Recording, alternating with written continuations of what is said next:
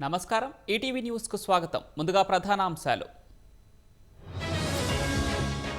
ఉగ్రవాదంపై పోరులో భారత్ కు దౌత్య విజయం పహల్గాం దాడిని ఖండించిన ఎస్సీఓ సదస్సు అమెరికా తీరుపై జిన్పింగ్ తీవ్ర విమర్శలు బెదిరింపులను అంగీకరించబోమని స్పష్టీకరణ మోదీ పుతిన్ ద్వైపాక్షిక చర్చలు కష్టకాలంలో కలిసి నడిచామన్న ప్రధాని ఆఫ్ఘనిస్తాన్ను కుదిపేసిన భారీ భూకంపం 800 మంది మృతి 2500 మందికి గాయాలు ఓటు చోరీ విమర్శల దాడి పెంచిన రాహుల్ త్వరలో హైడ్రోజన్ బాంబు పేలుస్తామని వ్యాఖ్య